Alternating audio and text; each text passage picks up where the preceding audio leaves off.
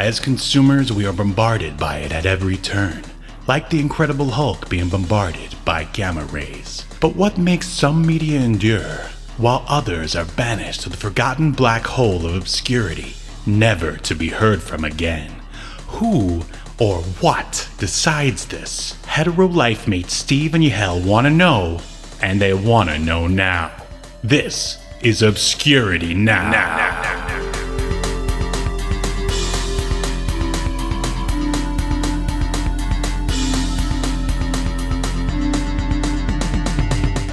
And what's up, Obscurians? It's time for another episode of Obscurity Now, the show that takes a look at weird and almost forgotten pieces of media, and then we decide if they should be remembered for all of human history or tossed in the black void of obscurity, never to be heard from again.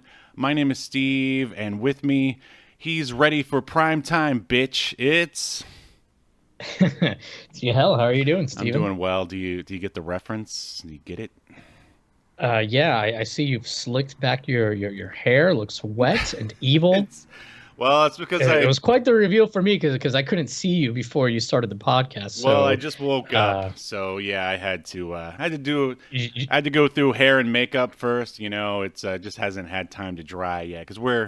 Oh, I thought you were implying that you just wake up with your hair like finely brushed and with product in it. Oh man, that would save so much time. I wish.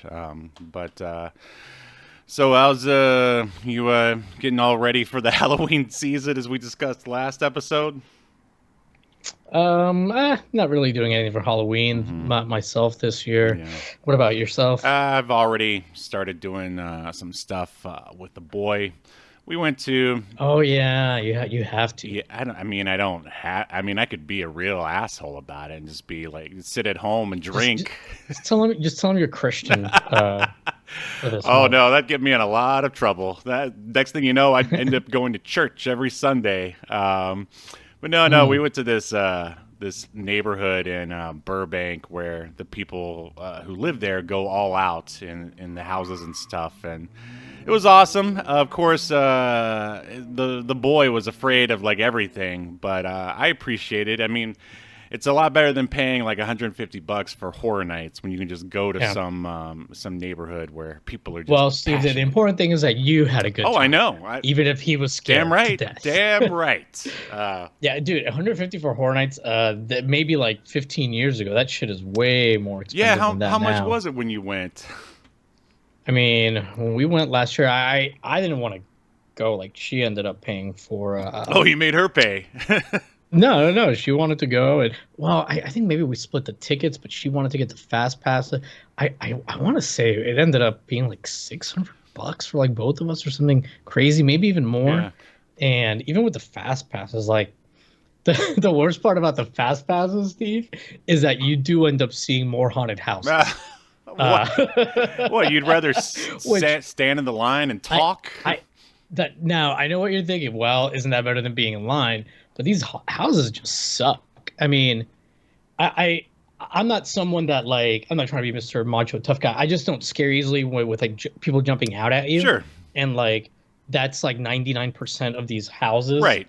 So it's not like I wish I scared more easily from that kind of stuff, but they were just like not. There was one that I can't remember the name of, but one had a pretty cool design, but everything else just was like real cheap looking, kind of felt thrown together, very uninteresting costumes. Yeah, they don't try very hard at horror nights anymore. Yeah, but so it's just and there's so many people there. Oh, like, sure, yeah, it's obnoxious. Like I can't discourage people enough from going to horror nights.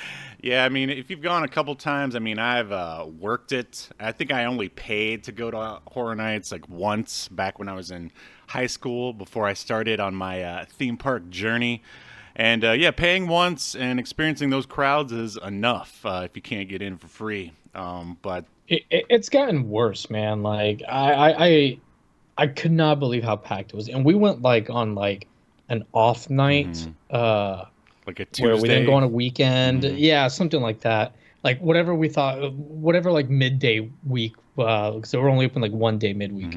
And yeah, even then it was like super, super packed. Yeah. And the houses just suck. They're unimaginative. Like I Sure, it's I don't know, it's man. corporate. It's basically Blumhouse. Halloween Horror But Nights. you know what? I think there was a Oh, I Blumhouse know house there is. They actually. have one every year Um, now because they have like a relationship with them. but the thing is that you could still get somebody who, designs the interiors in a creative way. In fact, now that I'm thinking about it, I think the Blumhouse one might have been one of the better ones because I think that one had like a bunch of like different like kind of houses on like actual like homes, like facades of homes on the inside. So it had like a different look to it, and the lighting was really good. Mhm.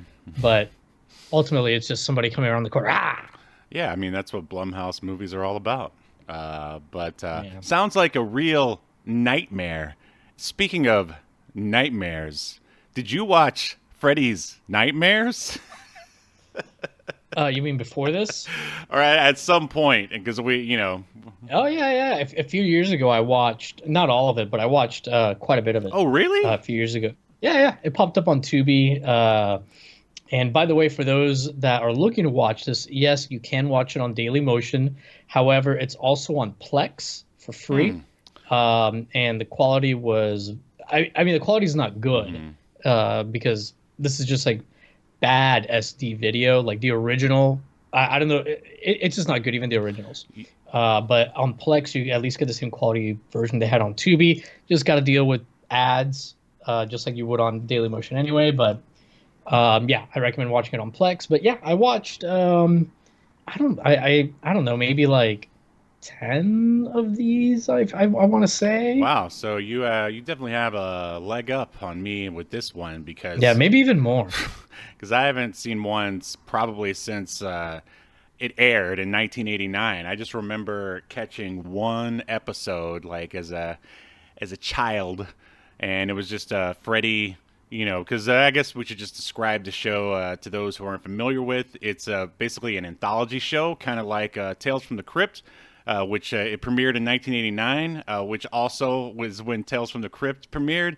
Man, just the 80s was just the time for horror back then. But yeah, I just remember an episode where Freddy was. It took place in a hospital, and there was the hosting segments were like Freddy hanging out like in the I don't know near an electrical box in the hospital, and he kept like Hmm. stabbing it with his claws or something, and then he would look around at the camera and be like, "Oh, how you doing there?" And like then they would go into the episode or whatever. But yeah, Yeah, that's it. there's some fun episodes, Mm-hmm. man. I would actually say that this is one of the. I wouldn't say this is like a bad episode or anything like that, but I feel like there's other better ones. And this is like one series that like I would. The IMDb ratings to me like are really weird. Like this is actually rated like 6.4, and Mm-hmm. then there's some other ones that I think are better that are rated lower than this, but they're all feel pretty cheap. From the sets Mm-hmm. to the number of actors, Sure. and the number of locations. Mm-hmm. But I don't know if you saw it, but I do remember watching. Uh, there's an episode this season that's like a follow up to this one Oh, that we're going to talk about today, okay. where basically it's like the twin girls from of the cop who killed Freddy. Mm-hmm. They find out that when one of them gets like attacked by some guy, like the other gets wounded or something like Oh, that. so Tomax and Whenever Freddy Zaymot. attracts him, They're they're Tomax and Zaymot huh? from GI Joe. Sure. So yeah, whenever one of them gets attacked by Freddy in the Dream, the other one gets hurt. So like they have to like team up or something. And I remember that being better. All right. Well, are you ready to dive a little bit further into Freddy's Nightmares? Let's do it.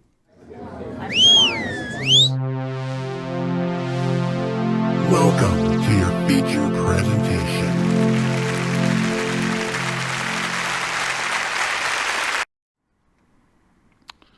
Alrighty. So, Freddy's Nightmares was a 1988 horror anthology series with Freddy, the dream serial killer, hosting stories set in Springwood, USA.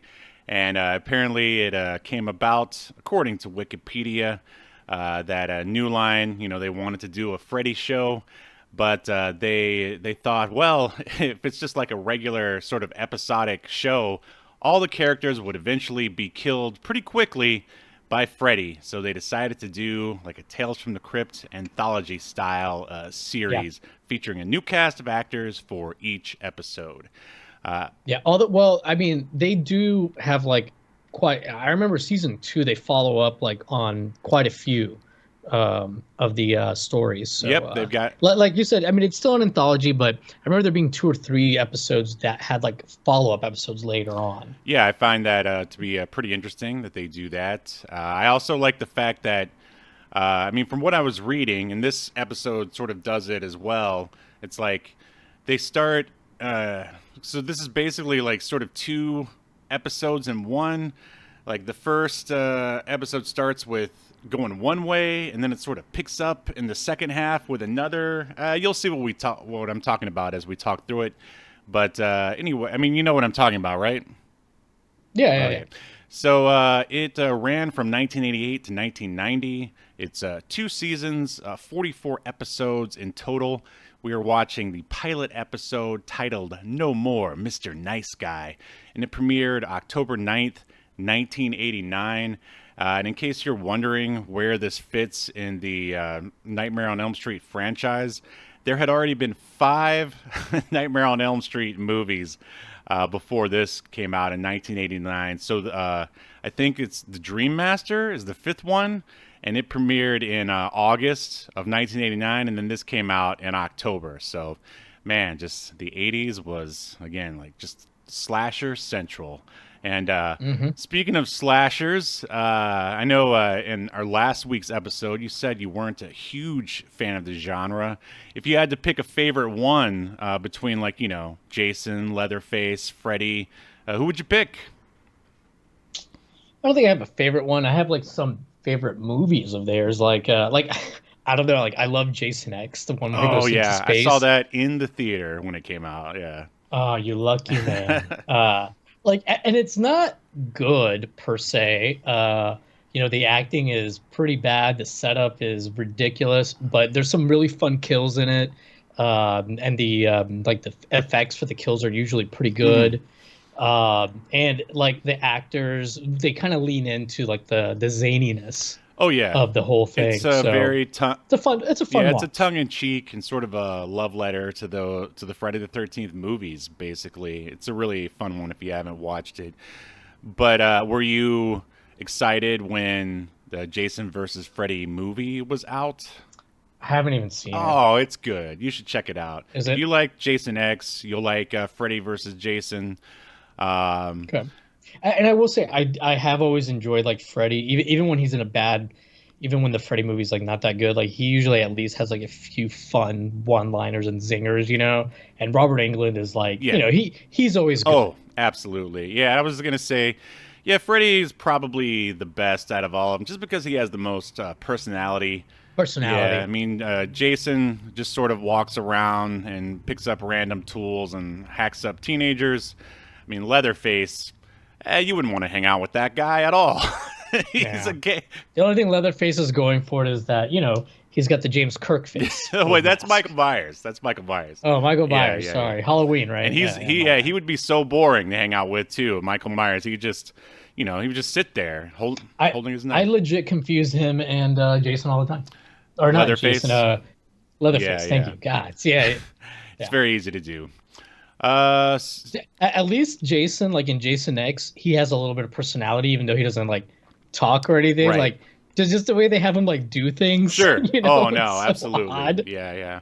Did you ever hear I mean, this is a tangent, which we really don't have time for, but the guy who wrote that movie and Drive Angry, which is an awesome Nicolas Cage movie. I don't know if you've ever seen it, but he sort of ended up, I guess those movies didn't do so well, so he ended up sort of living in his car out in Hollywood.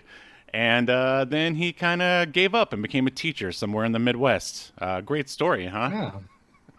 Wow, inspiring. Yeah. All right, so here's a synopsis for the pilot episode of Freddy's Nightmares. On this evening's program, the repulsive Freddy Kruger, Robert Englund, explains how he became the bon vivant and fashion plate who we know and hate so well. Freddy's ramblings lead to the evening's drama, all about a fellow who decides that the best way to get ahead is to stomp on everyone in his path. And I think that is not the best write-up for this episode.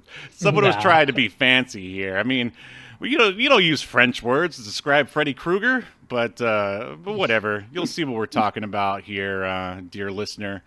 And so this is directed by his second time on Obscurity Now, and I'm sure he's thrilled about it, especially since he's long since passed away. One Toby Hooper, director of the aforementioned Texas Chainsaw Massacre, Life Force, Poltergeist. But do you know the thing he directed, which we already covered? No. It's the Nowhere Man pilot. Oh, so this guy's good. Yo, damn right he is. Hell yeah, he is.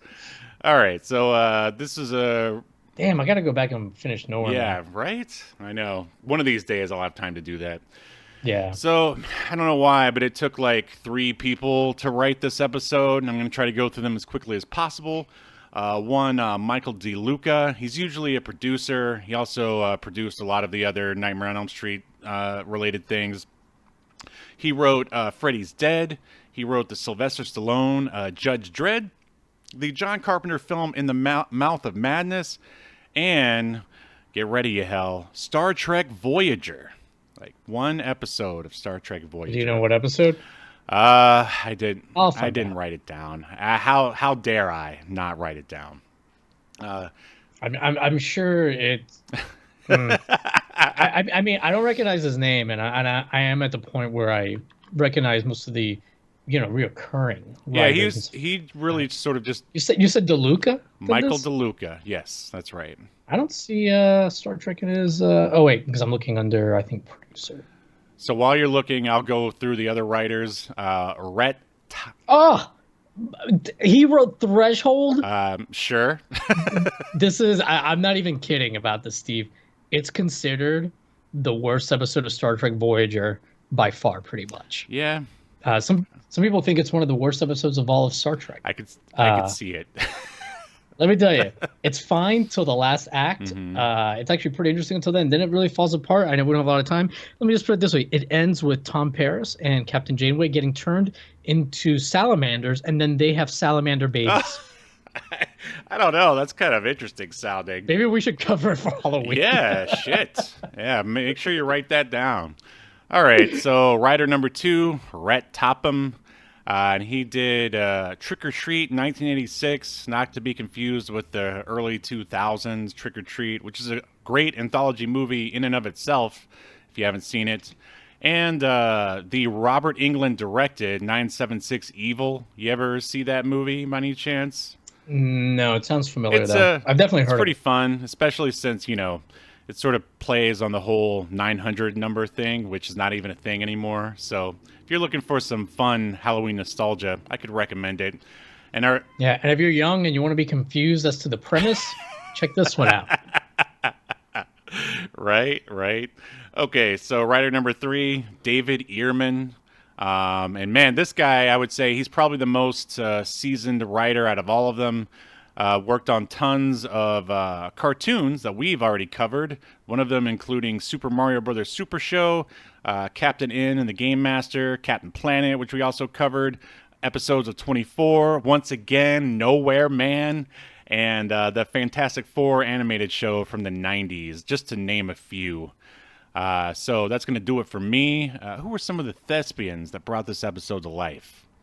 Alrighty. Some of these people I'm not going to really name, go through their IMDb's, because a lot of these people have like less than 10 things. Like it's very strange. But the judge is played by Gwen Davis. The only thing I saw of hers I really recognized was Blank Man, where she plays Lady. I've never actually seen Blank Man. We might need to watch that someday. I think I saw it like years, and I mean like back when it was like on HBO for the Saw first time it, or something you like lived that.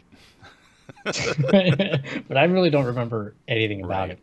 it. Playing the wife is Ann Curry. She plays Sarah Blocker. Her IMDb is not too terrible, but again, like nothing But that. I recognize that name. I don't know why. Well, there is another Ann Curry that I think is Oh, maybe a little bit more famous, I who was see. on like VH1 reality show. She used to be a model, and then she ended up marrying like a guy from the Brady Well, I don't know Bunch, why I would and know they who were that is, but okay. because in the mid 2000s they were kind of like everywhere. Oh, I So see. so maybe maybe just know her from Sure, sure. the She's a pog, basically. She's a pog. sure. Um, moving right along, we've got Mark Harrier. He plays Gene Stratton. I don't even remember what character this was in, but he is in Porky's. He's Billy from Porky's, Okay. all the Porky's movies. So Oh, there you go Gene with. was the his partner, the other cop in the scenes. Oh, Yeah. okay. In the scenes.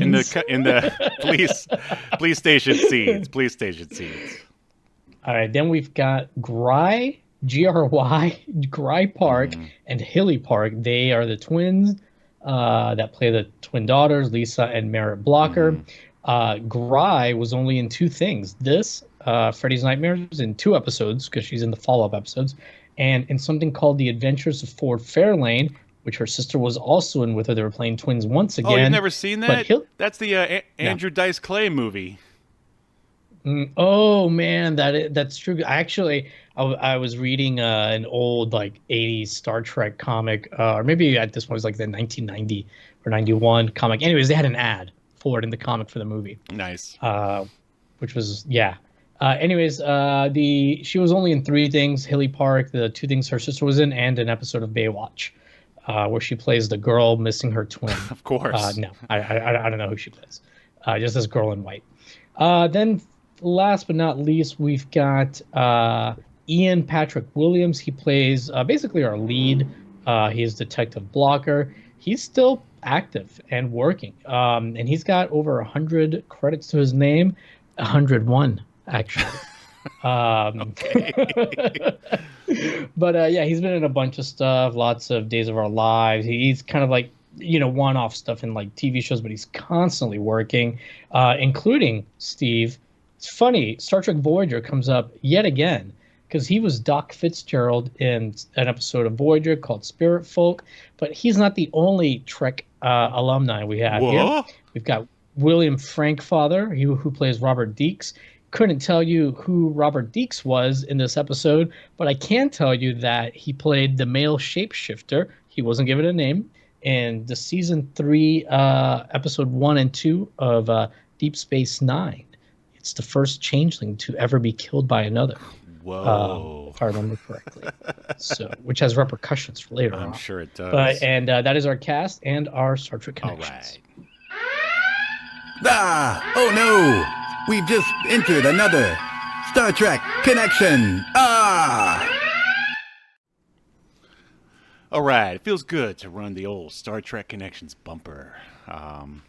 Okay. So you ready to dive into this episode? Let's do it. Claws first. Oh, man. We open with the cheesiest nightly news graphics and music that I've seen in a long time. Did you get a hint that, like, I mean, obviously you got a hint that it was, this was part of the show, right? Mm-hmm. Yeah. So basically it's a half gray and green rectangle, and it says nightly news on it. Yeah. And then It's both like incredibly generic yet feels like it's from the time. oh, sure, it's very nostalgic. I loved it.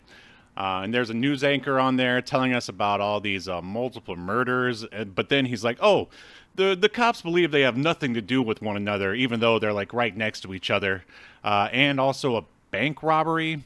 And then the anchor, he sort of just he fades away or kind of blinks away. It's weird because he like disappears, and there's also like television static, like where he like disappeared from. And then we get a "Please Stand By" title, which Freddy then cuts through with his claws. It like pierces through the back and rips through, which I think is a pretty awesome visual. What do you think? Yeah. It was. I mean, for the time. I mean, just It's not gonna look fantastic, but yeah, no, it was a good idea. yeah. I mean, for someone to like think it up, I'm like, yeah, this is good, and it's basically sort of, showing us like that this is Freddy's world. He can pretty much do whatever he wants. If it would probably look a bit better now, to say the least. Yeah. So then we get Freddy, and he's monologuing to the camera, Crypt Keeper style, and he says, "Don't be afraid. This isn't one of your nightmares. This is one of mine." Which makes no sense to me as the story goes on. But no, whatever. not. I mean, well, the show is called Freddy's Nightmares, so I mean, I think right, but it's not like he's being terrorized in this at all. right. Like This should be called like Freddy's Dreams, basically, because he's in there doing what Freddy likes to do, basically. yeah, I guess maybe they mean like it is other people's nightmares, but because Freddy's causing it, it's Freddy's nightmares too, I guess you could say, but I don't know. I think it gives the way it's set up the viewer the impression that, oh, this is like when Freddy had like a shitty time, and he had a great time. He did. He always has a great time. That's why everyone loves Freddy. Yeah. So we are outside at the Springwood courtroom, and the anchor reappears, and then he's confused. But then, like, a guy from off camera hands him, basically like a stagehand, hands him a microphone and paper, and he's like, "Where are we?" And then he just starts reporting on the trial, basically. Well, what do you think's going on here? Again, I've seen this before, so I mean, I kind of already knew what was going on, and I don't really remember what I thought the first time I watched it. But I think it's a pretty effective opening overall. Mm-hmm. I mean, I definitely. I think they're just trying to show us that, once again, that this is Freddy's world and anything could happen. Kind of like in the movies, Right. when you go into the dream part and they've got all the wacky effects and stuff, like in Freddy's Dead, where they go into Super Mario or some sort of video game or something. Anything could happen, basically. Anything. Yeah. Anything else to add about that? No. Well, the courtroom looked pretty cheap. Oh, yes. And now we are inside said courtroom. The prosecuting attorney, who ends up playing more of a role later, is showing slides. Like, we can't see them. Like, the camera isn't looking at him. But basically showing the slides of all of Fred's kid victims while Freddy sits in handcuffs, holding his hat, still wearing his regular clothes. They can't put him in, prison garb or anything. It's Freddy, so of course he's got to be wearing his striped shirt and hat and everything. But you never see his face. And I was going to ask, I guess, was this in the first half here?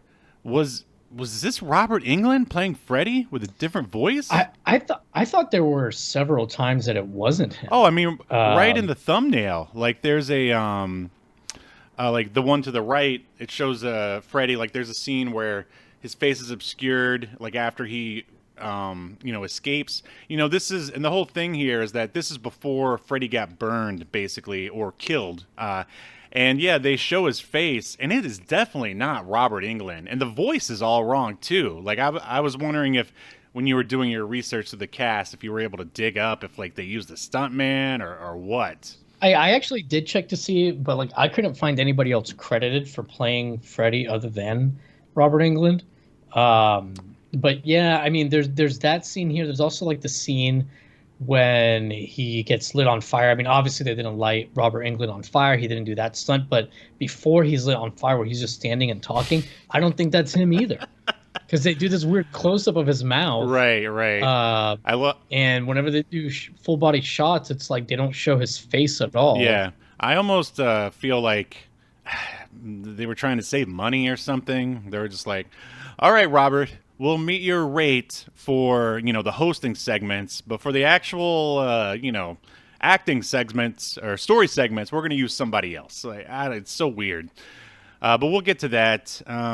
So basically, Freddy's lawyer, he moves to dismiss the case. The judge asks the lawyers to approach the bench, and basically Freddy's lawyer is like, oh, he was never read his Miranda rights, so we have to throw out his trial. And that sets Freddy free. So we then see through Freddy's POV, and this is important because it's not really important. It's just sort of a trick that they use throughout this episode. We sort of see through what Freddy sees, and it's like most of the court dead, and then there's like heavy breathing and screaming, and it's like in slow motion. What do you think about this Freddy vision going on here? And as someone who's seen the other episodes, did they use this continuously throughout the season? I offhand I don't remember it being used again, but like I said, I watched it a few years ago. Maybe they do, but to me it felt like it was just filling time. I felt that in several scenes throughout this. I mean, this is like a 45-minute long, 42-minute long TV thing, but it feels like there's like 30 minutes of story. Oh, you got that right. Maybe. So yeah, it just kind of felt like a little like filler to me, but it's also, kind of tropey kind of stuff you would see in anthology shows anyways. So I feel like they never really did that in the movies. Now, it's been a while before I've seen any of them, so if you're a hardcore Nightmare on Elm Street fan, you take that with a grain of salt. But I'll at least say I'll give them some credit for trying to add like a little bit of style to like a TV show, which a lot of shows didn't really have a lot of style back then. Yeah. But sure. I do agree with you that it just it feels like it's weird. It's like they gave him predator vision for a second or something. Yeah. Oh, and he is a predator, all right. So let's see. A lady yells at Freddy's lawyer, and then we see, like, in the courtroom, we see our lead cop. I've got his name written down here somewhere, and his twin daughters, as Yahel talked about in the cast. And basically, he's the one who didn't read him the Miranda rights. The cop tells him that he almost shot Freddy, but he couldn't do it because, he didn't want to, become the thing that he was hunting, blah, blah, blah, that sort of thing. Outside, all of the family members of Freddy's victims and the prosecuting attorney, they basically decide to form a lynch mob. They're going to have some citizen... They actually literally call themselves a lynch mob. Well, hey, at least they're realistic. Yeah. They're going to go and extract vengeance on old Mr. Kruger there. Then they all... This is so weird. Okay, so they're in their like mob, they're standing around. They're like, "Let's go get him." They're like, "Yeah," and then we see them very slowly get in their car and drive away. It's like, did we really need to see them all slowly get in their car and drive away? We have to fill up these 45 minutes, Steve.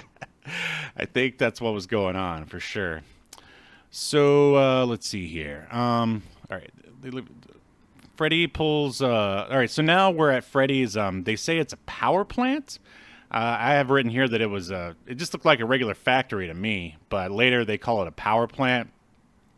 And yeah, it definitely didn't look like a power... I don't know, just a lot of pipes. Yeah, it's your typical... There's a lot of pipes and steam. This could be mankind's boiler room for all we know. Yeah, absolutely. So Freddy pulls a tarp off of an ice cream truck and asks, I guess to no one or to us, the viewer, he goes, "Are you ready for Freddy?" And I don't remember, did he have an ice cream truck in the previous movies? He must have. I feel like that's, like there is one in one of the movies. I'm pretty sure, but here it felt very out of place. It doesn't come back. No, I think it's fan service is what it is. Maybe. I'll look to see if there was an ice cream truck in other Freddy movies, but either way, even if there was, like, it's just kind of like... Yeah, it's just there. It doesn't really do anything.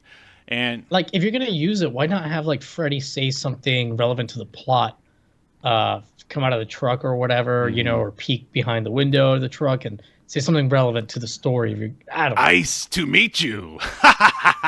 Something like that. Yeah, there you go. So yeah, and then as Yahel would say, feels like some filler here. Freddy basically just sort of wanders around his power plant. He picks up a doll and crushes the head of the doll. And then we get another Freddy vision shot as he looks around the factory saying, "It's time to feed you some meat." It's like he's like talking to the place where he lives. That's not normal, but then I guess neither is Freddy. So sorry to cut in here, but I forgot all about this. But I guess in the episode they reveal that Freddy had used an ice cream van to lure children, close enough so that he could kidnap them and kill them. Yeah, I feel like it's talked about. So I just don't ever remember it's seeing like mentioned. it. Yeah. Well, no, they don't show it, but they like mention it. Right. Okay. So, all right. So he Fine. picks up his glove, which is the moment I guess all of us fans were waiting for back in 1989, and then he says, "Freddy is home," which I mean, it seems this is real B material for Freddy here.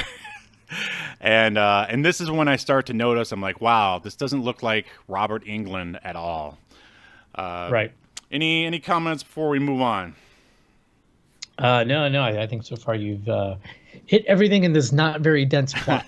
So we cut to our hero, or not such a hero, cop. His name is Tim, and he's getting lectured by his wife about not taking the shot on Freddy. I mean, man, you really hate those "I told you so" conversations as a married man. Let me tell you. Right. I love too how the cop is like, or I think it had already happened at this point. Where he was talking to somebody about like, oh, they couldn't believe he didn't take him out, and he's like, no, I'm gonna take it. I'm gonna bring him in. I'm gonna do it clean, the right way. It's like, bro, you didn't even read this. The guy has Miranda rights. Yeah, he's a real crappy cop. So yeah, he's getting lectured by his wife, and then he asks if she's blaming him for not reading Freddy his rights. And then he's about to leave when his daughter, so basically he's got two daughters, and one of them was two twin daughters, and one of them is so traumatized by Freddy that she really doesn't say anything. And then when she does say something, it's like, ooh, it's like, it's like I don't know how to, I don't know how to say this without using, terms that are not exactly relevant in 2024. Like, she, how would you describe her? Like she seems like she's like maybe mentally challenged or something. Yeah, or like catatonic, something like that. Yeah. She's really quiet until she says something creepy. Basically, it's Steve, what kind of language are you using to describe mentally challenged people on a daily basis that you couldn't think of something? English isn't even my first language. Yes, it is. It's okay. Let's move on. No, it's not. I was born in Puerto Rico and lived there till I was 8. It's an American colony or something. I don't know. English is my second colony. Steve, we need to send you back to school. I'm sorry. I just didn't want to say the word retard, okay? I'm sorry. Well, now you said it. There. You brought it out of me. Is that what you wanted? No, I didn't want you to say it at all. Now YouTube's going to flag us. I just don't think, probably. All right. You know what you should do? Bleep it. And now I'll say, wow, Steve, I can't believe you said that about Meryl Streep. I don't know. Okay, moving on. No one will ever know. All right. You called her a real Meryl Streep. So anyway, the mentally challenged daughter says, "You can't kill Freddy. You'll only make it worse." And then, he kind of freaks out to that. And then we cut to cars arrive outside of Fred's factory. Obviously, these are the people from the courtroom. Now we're back in the police station. Tim, the cop, is looking at papers. And then the other cop, I believe I said his name was Sean, says Freddy is laying low and that a bunch of parents are going after him. And he's surprised that Tim isn't out there with him. And then Tim gives us another one of his sort of Captain America monologues about justice and blah, blah, blah. And then Sean says, sometimes you have to bend the law. And then we end the scene with Tim going, God, I hate hick towns. Because it's revealed later that he basically moved his family from New York all the way to, what's the name of this place again? To Townsville? I don't remember. I'll look later. So then we cut to the parents. They basically close in on Freddy, or at least his factory, which, doesn't really make a lot of sense. I mean, I get it, they're angry, but would you really want to go after, Freddy in his, home where he, knows where to hide and come after you with all of his, no, but then again, it's a pretty large group. Sure. And you would feel like they grabbed weapons like yard equipment. I think one of them had a lawn gnome. Yeah, and you know, at this point, like, it hasn't been established that Freddy has any kind of supernatural powers Right, either. and So you know, he's just a dude, and don't like a couple of the people have a gun? Yeah, one guy has a gun. yeah, and I will say I was kind of pleasantly surprised. I was like, oh, they're doing the Freddy origin. Like I'd say that's a good way to at least kick off the Sure, Freddy's Nightmares, the TV show. sure. So around this time, Tim has assigned like another cop to a guard outside of his house. I guess while he goes to tend to the lynch mob, and so Tim's wife goes out to give the cop outside some fried chicken. And now we cut back to the factory. The lawyers and the parents, I guess, continue their search. There's steam everywhere for no reason other than the fact that it looks cool, I guess. What? Yeah, it helps to set atmosphere. Sure. You Yeah. I know. mean, I will say the cinematography and the atmosphere on this show is pretty decent, wouldn't you say? Yeah, yeah, it's not bad, and I'm sure this was all filmed, you know, very quickly too. So they're probably really limited as to what they could do, what they had time to set Which up. explains You a know, lot of the to performances as well. yeah. um, Well, then again, I mean, there's a lot of people in this cast that didn't do very well exactly. in Hollywood, except for a couple. So, Mhm. you know, they weren't sending their best. They To got this who would episode. like work for cheap, I'm sure, at the time. Yeah. So one of the parents freaks out when she sees her kid's ball, and then we cut to Freddy. He is killing the cop outside of Tim's house in a pretty decent scene. Like basically, they cut to the plate of fried chicken on the ground, and then basically they squirt some blood on it. Meanwhile, it sounds like someone's practicing a guitar solo in the soundtrack. Do you know what I'm talking about? Yeah. Yeah. And then now we're back in the factory, or yeah, I think so. Tim radios the cop, but of course he doesn't answer because he's dead. And Freddy is creeping outside of Tim's house, looking in the windows. And wouldn't you know, wouldn't this be another great time to do a more Freddy vision of Freddy creeping on Tim's daughters? And so that's exactly what we get. Tim's daughter tries to warn her mom that Freddy is near, and the other daughter, the mentally challenged one, is like freaking out big time. Freddy runs his claws over the house. Yeah, he's sort of like prancing around outside the house, and he's like, shh, Hmm. like doing this thing. The citizen mob shows up at Tim's house just in time to scare Freddy away from murdering Tim's family. Tim shows up and tells his wife to go back inside and lock the door. Wife tells daughter to go back inside. And, Yeah, I like him when he shows up. He asks the mob, the dad. He's like, "What are y'all doing here? well, What do you think?" they had to explain a reason for them to show up, I guess. And Yeah. then Tim calls for Lou. I guess Lou is the prosecuting attorney, maybe? I don't know. Forget I said that. All right, so now they're back once again in the factory with Freddy. And he appears. Freddy appears to the lawyer. The lawyer's about to shoot him, but Tim shows up and aims his gun at the lawyer and tells him to drop the gun. Tim says they don't want to be on the same level as Freddy. Blah blah blah.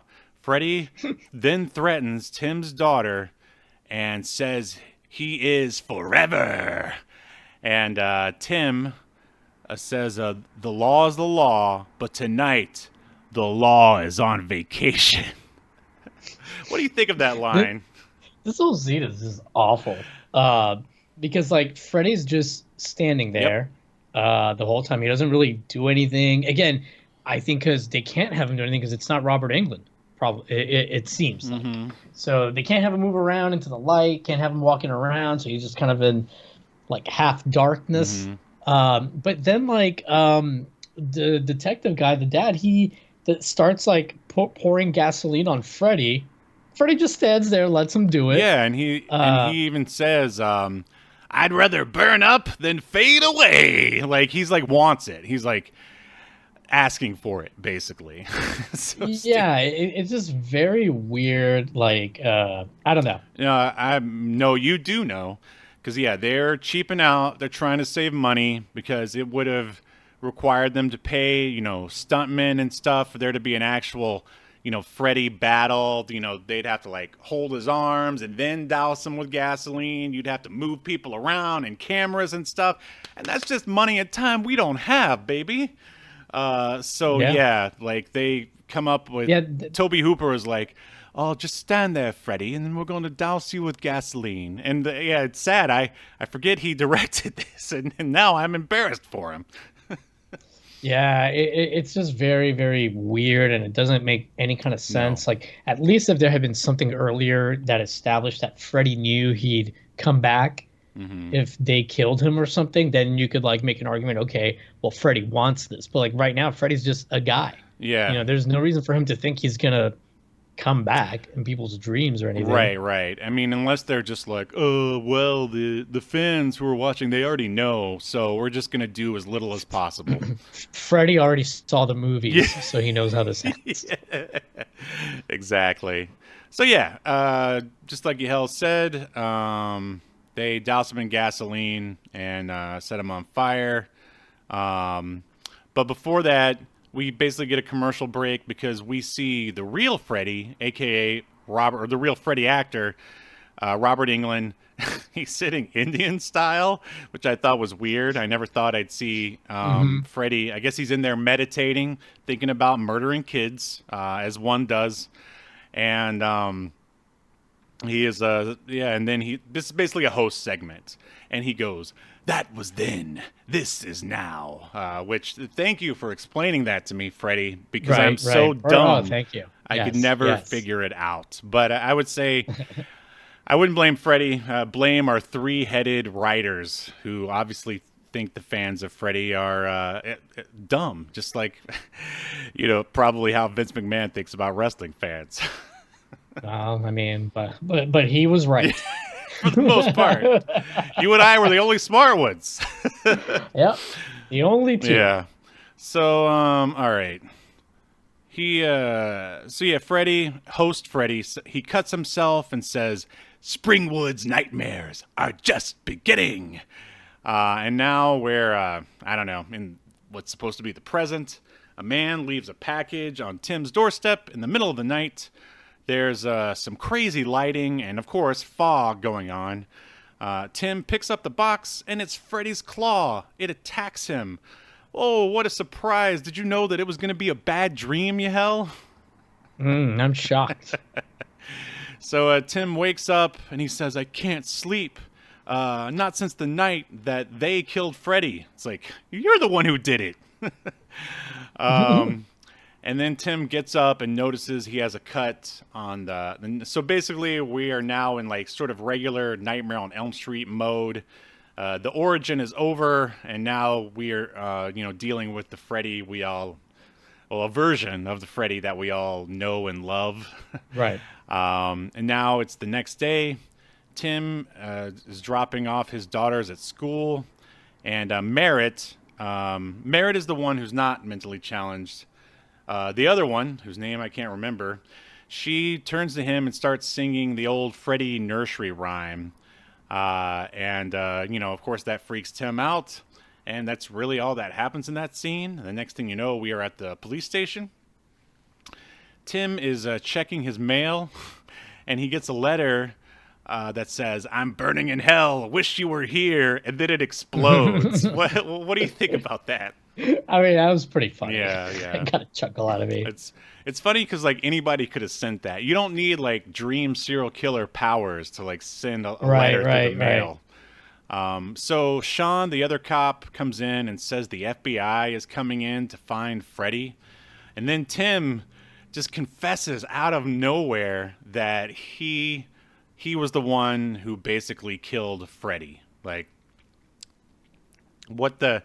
Isn't it weird that it just sort of just all poured out at this moment? Yeah, yeah. Well, it's almost like something had to get wrapped up. Much like this episode, yeah. Yeah, exactly. So Tim is worried the FBI will find out, and And then the other cop, he says that he will take care of the body, no problem. And I was like, man, why would they wait so long to take care of you? Would, they burnt him like that night. You'd think the lawyer would be at least be like, hey, we got to get rid of this body because if someone finds it, we're all going to be in big trouble. What happened? But no, they don't think about that till later. Oh, it's stupid hick towns, right? They're just dumb. They don't know how the law wrestling works. fans, Steve. These wrestling fans in these towns, man. You got that right. So now we're with Tim. He's driving. He sees Freddy's ice cream truck coming head on toward him. He freaks out, but big surprise. It's just another sort of, Freddy illusion. The other cop radios him and says they found a body at Fred's factory. So now we're at the factory again. How many sets do you think they had for this episode? Like 3? Oh, yeah, pretty much, right? Well, no, 4. They have the court, the police station, the detective guy's house, and the factory. I think that's it. That's like 2 more sets than a Monsters episode. Yeah. So they open up a trunk and find claw marks on the inside. I guess this is supposed to be where they originally put Freddy's body, but now, even though he doesn't need a body anymore, he somehow escaped. I mean, you can draw your own conclusions from that. They check out this other body and see that it's Diggs, the prosecuting attorney, and he has claw marks on it. So that's the body that they find here, is the prosecuting attorney. And he's dead. So now Tim is in bed taking sleeping pills. He tells Sarah, his wife, it's all coming apart. It's all coming apart. He tries to drink a Diet Coke, and he, hurts his mouth on it. And at the time when I saw this, I was like, what is... The guy can't even drink a Coke? And my favorite thing about this scene has yet to happen, because prior to his wife coming in, she walks to the door and she's ready for some action, if you get what I'm saying. Mm-hmm. Yeah. And here Tim is all he can talk about is Freddy Krueger, and then it's implied that his wife is performing certain wife duties on him, and all he can do is fantasize about is being taken to the electric chair. Or no, not the electric chair, the dentist chair? What's going on here? Well, yeah. Or wait, I thought later he does end up in the dentist chair. He does at the end, but Okay. Yeah, it's hard to tell. Basically, he's having a nightmare while his poor wife is trying to satisfy him sexually, and he's being brought to some sort of chair, and then his 2 daughters are standing on either side because, of course, twins are creepy, and you're wondering what's with all this dentist stuff, and then cut to Tim stands in the mirror saying he doesn't know what's real anymore. He then later yells at his daughter because he thinks she's a dream, but she's not. So he basically just yelled at his daughter because he's going insane. That's what they're trying to drive home here. Right. He then tells at the dinner table, he tells Merritt, the non-insane daughter, that he's having a hard time. Daddy's having a hard time, sweetie. He literally says it that way. And then other mentally challenged daughter starts the Freddy song again. Tim crushes his coffee mug. He's so scared and freaked out, with his hand. And then Tim tells his wife, Sarah, that they have to leave Springwood. We have to. Freddy has poisoned the town. But Sarah's like, don't be ridiculous. We moved away from New York. She doesn't say it, but basically she's like, New York is 10 times worse than Freddy Krueger. Which, it's implied. It's implied. I mean, with those prices there, I don't blame her. It's the one place that's more expensive than California to live, or so I've been told. Any comments about any of that stuff? No. It felt like all this stuff, it should have happened earlier. Right. Like I said, I feel like the middle just really drags on. Yeah, I feel like they could have shortened the origin segment and then had this take up more of the episode, and maybe get a little more creative with Tim going crazy, because it just happens so quickly. It feels like, and which is funny because we just talk about how they're trying to pad the runtime. I mean, it's almost as if when they were writing this, they were just trying to fill a quota. Like, it's like, we need 45 pages to like turn in as a pilot. Otherwise, our jobs are toast. And so this is what they came up with. So now Tin shows up at the dentist's office, who presumably, because he like broke his tooth when he was trying to drink the Diet Coke. Yeah. Oh, that's so flimsy. Oh my God. So Tim sits, and then he's like in the waiting room, and then his cop friend shows up and says that he hid Freddy's body and like not to worry about anything, or he has it. He says he has Fred's body, and then there's a weird moment here where Tim is like, "Well, what about the FBI?" And he's like, "I never said anything about the FBI." So like was Tim insane from the get-go? Like, it's, I don't know. Yeah. It's I don't know. They probably just didn't have like a good script supervisor. Probably couldn't afford one. Probably didn't have one at all. And just some continuity issues. Yeah. So Tim gets pulled into the he gets called into the dentist's office, and he gets escorted by, slightly attractive dental assistant. And I'm like, oh man, are there? Sorry, you only find her slightly attractive. I mean, she's pretty good looking, I guess. I mean, I was just like looking at her. I was like, oh, are they gonna do the sexy dental assistant thing? And yeah, that's pretty much exactly what they do. Yeah, that's definitely what they were going. Yeah, for. no offense to the lady. She's fine. She's fine. But yeah, She just doesn't meet Steve's high standards. That's all. But she's 1985 hot, yeah, or whatever this came it's out. true. It's 1989. But yeah, so she turns on the nitrous, and he says, Tim, he says, oh, this medicine makes me see through your clothes, because now she's in her underwear, and she's like, yeah, that's just because of the nitrous. And then let's see, he starts counting backwards to 10. Freddy shows up. He has drill claws right now, and says, all those teeth must go. And he shoves it into Tim's mouth. Then they cut to like outside of the dream, and Tim has basically expired in the dentist chair. The dentist is trying to revive him, but he's dead. And then now we're back with Freddy, the host, and he says, sweet dreams. Who's next? You. And that's our episode. Anything to add about Tim's death here in the dentist chair? I thought it was pretty decent. I mean, obviously because this is TV, especially TV in the late 80s, they can't like show anything too gruesome. There is a little bit of blood here, and then some close-ups of the teeth, and they did a good job with the drill bits, like on Freddy's fingertips. That's where all their money went. Yeah. Yeah. So I mean, I gotta give them credit for that. Yeah, I thought it was like pretty effective. Again, like if the story had been tighter and not dragged in the middle, it would have been a lot better. But well, are you ready to render your verdict? But yeah, let's do it.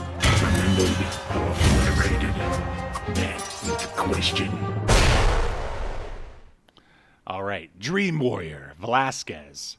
Do you think that Freddy's nightmares should be remembered for all of human history, or tossed in the black void of obscurity, never to be heard from again? I think based on this episode, I'd be real iffy to give it a recommendation to keep. But having seen some of the other ones, I would say it's worth keeping. This isn't going to become your favorite horror anthology, but it's fun to throw on every once in a while, especially maybe you're having a few beverages or an edible or something. So it's a save for me, or a remember. Oh, man, that's a tough one. I mean, it's pretty mediocre, although there are some so bad it's good moments. I mean, you would expect like nowadays, if something like this was made, a lot more money and time would be put into it. I would say compared to Tales from the Crypt and Monsters, it definitely falls pretty short.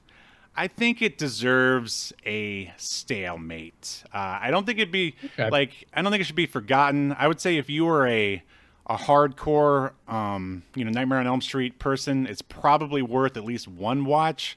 If you'd never seen a single Nightmare on Elm Street movie and you watched it, you would probably be disappointed.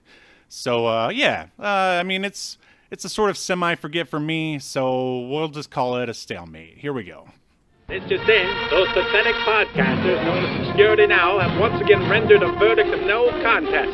That's right, a stalemate. They've wasted everyone's time. They are just as lazy as Congress and twice as corrupt. Boo, I say, tar and feather 'em. Get out the guillotine. Boo to stalemate, and boo to Obscurity Now. All right, well, I guess that's going to do it. Make sure you like and subscribe and share and all that fun stuff. And we will be back next time as we continue to unearth more obscure media only on Obscurity Now. See you next time. You've been enjoying Obscurity Now, a podcast that's recorded live to tape and streamed to Twitch and YouTube. Subscribe so you never miss an episode or hilarious quip. Take us with you by following the download links provided in the show notes to wherever you get podcasts. And take notice of our various social media links. If that's what you're into, I'm not here to judge. And make sure you join us live next week at 6 p.m. Eastern, 3 p.m. Pacific as we continue to discuss more obscure media only on Obscurity Now.